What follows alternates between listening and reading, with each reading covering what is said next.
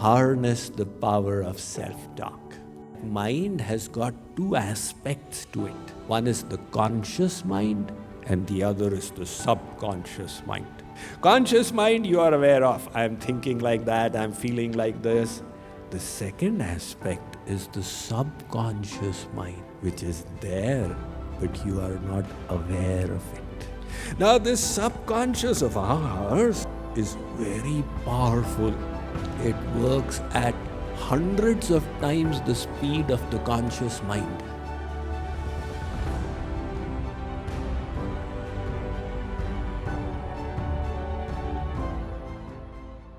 Most of you work in the corporate environment, and so often you may have been sponsored to attend a personal development weekend workshop. There you will be told about the importance of interpersonal communication. I am going to emphasize to you now intrapersonal communication, how you speak to yourself. We don't realize it, but we do.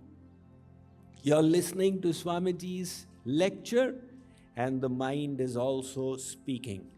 You know, that point made a little less sense, that made a little more sense, and that doesn't apply to me, that really applies to me. So just at the boundary of our conscious awareness, this mental chatter keeps going on. Pay attention to your self-talk. You may be repeatedly telling yourself, I'm a good for nothing, I can never succeed, luck always deserts me, people behave badly with me. Now that self-talk, it programs your attitudes. We don't realize it. These self-talks can hurt us or benefit us, as we shall see.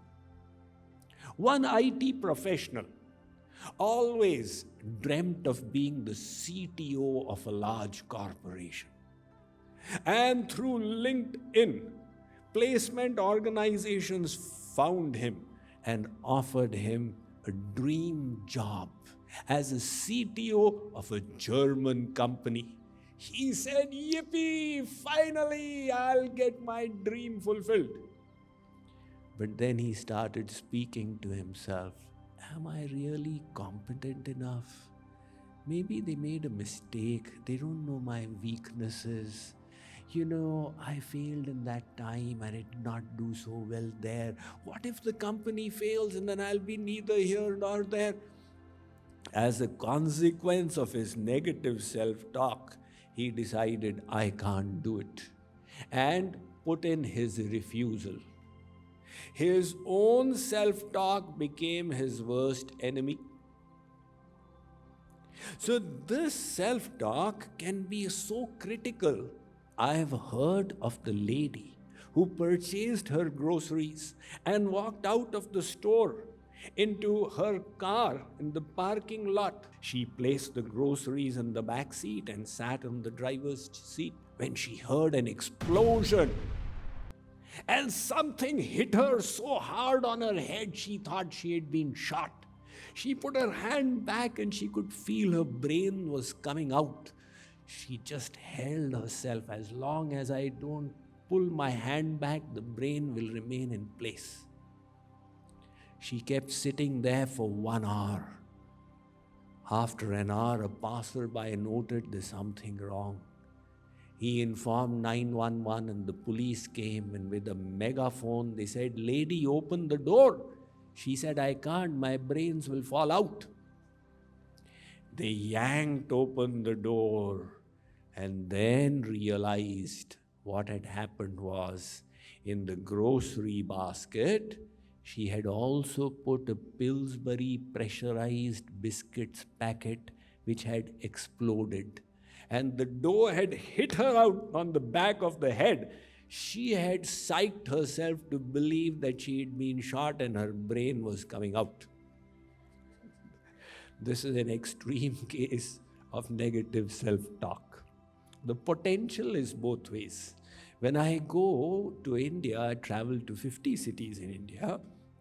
And so often I am obliged to give lectures in educational institutes.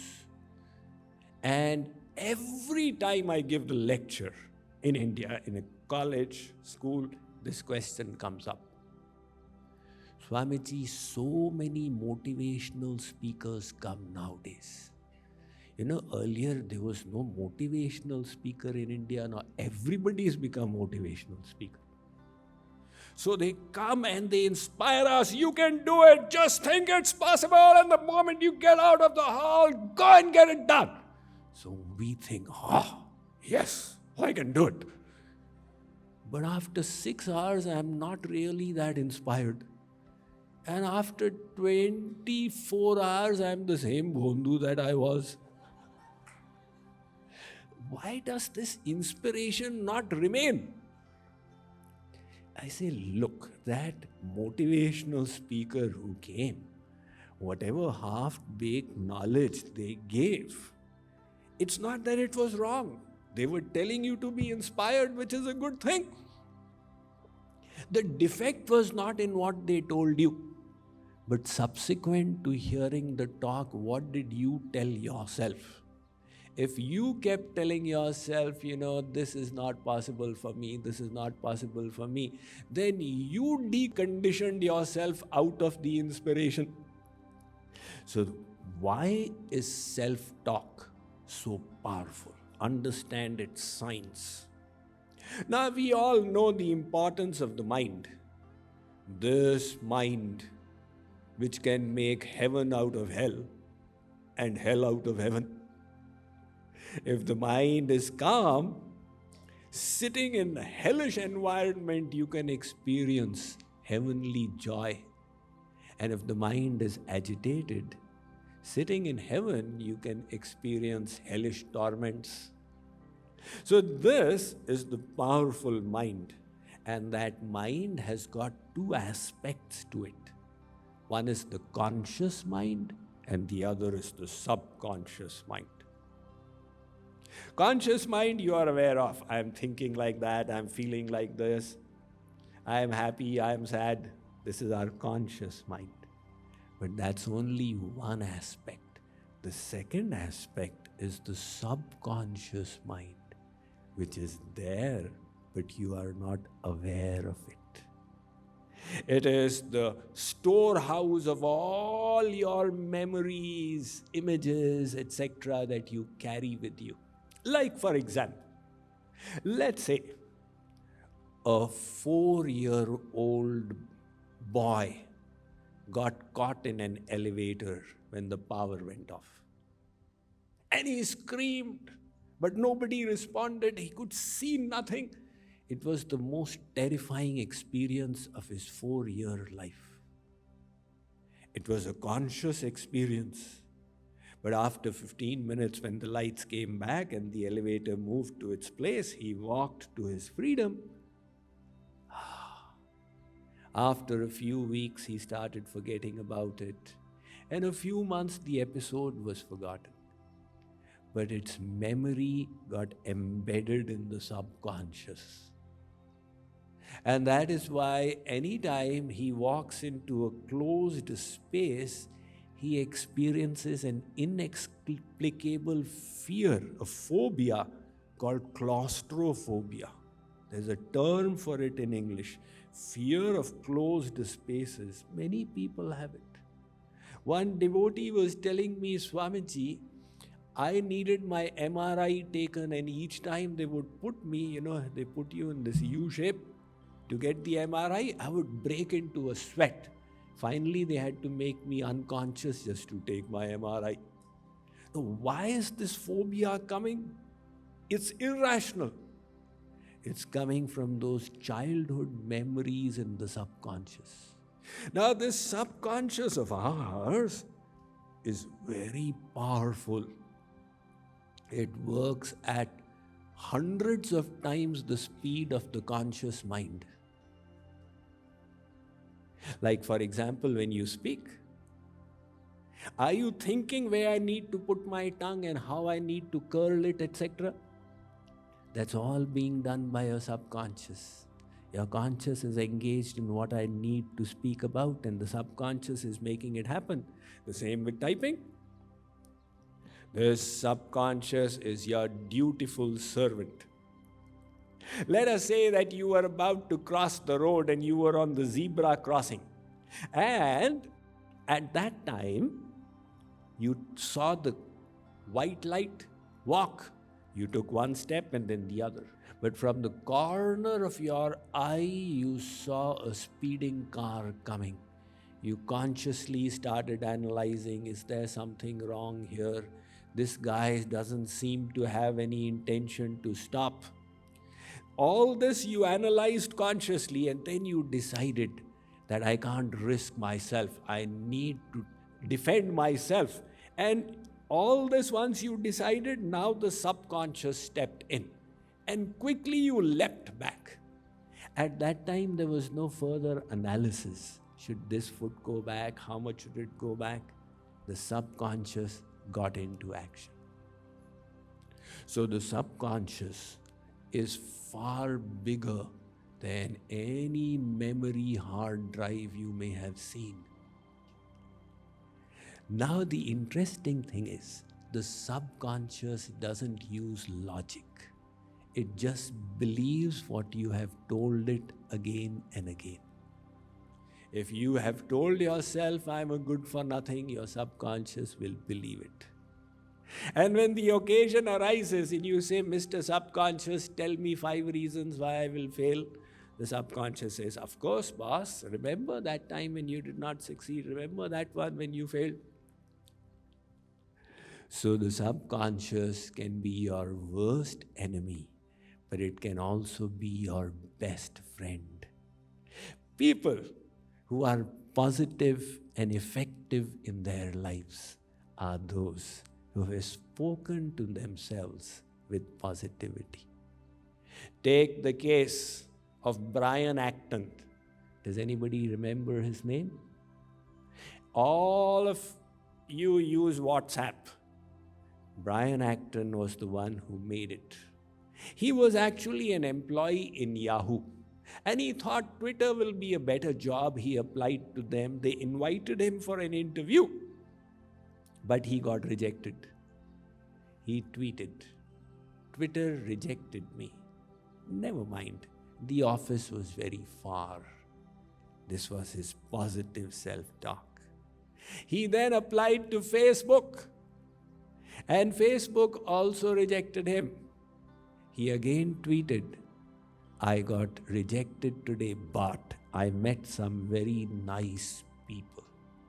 And that positivity paid dividends. As a side hustle, he was creating WhatsApp until finally it grew so big that the same Facebook purchased it from him for $18 billion, which at that time was the biggest purchase ever. That kind of power is available to each and every one of us. Just use this self-talk to your advantage. You keep on coming across advertisements of the same things, right? Pepsi. You know there's a Pepsi, but they keep on advertising because they believe in the power of repetition. तंदुरुस्ती की रक्षा करता है life boy. Life boy है जहाँ तंदुरुस्ती है वहाँ.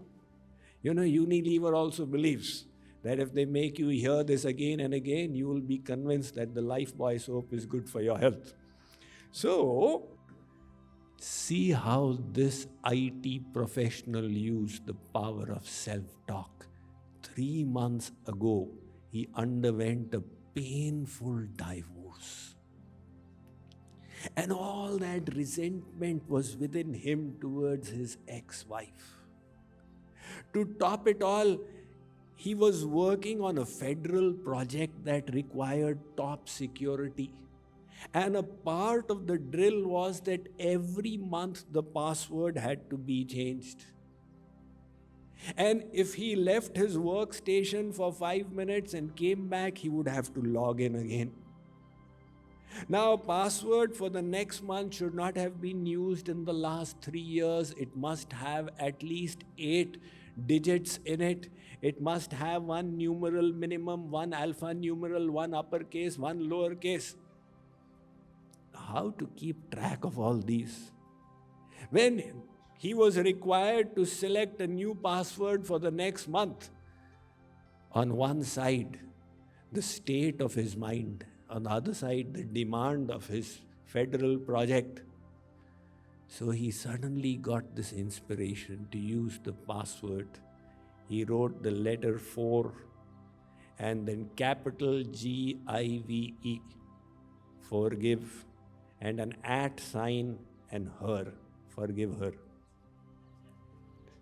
So 50 times in a day when he would go and come back, he would have to type forgive her. Forgive her. In a couple of weeks, it started making a difference. Until he realized that this bitterness is evaporating. By forgiving her, he's doing himself a favor.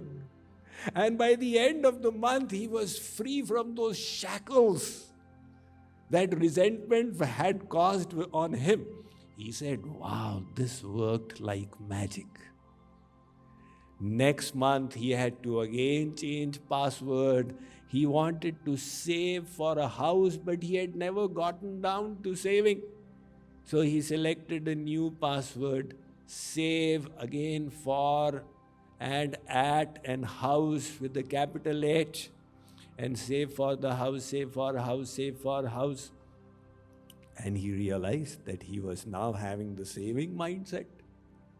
And this was all an example of self.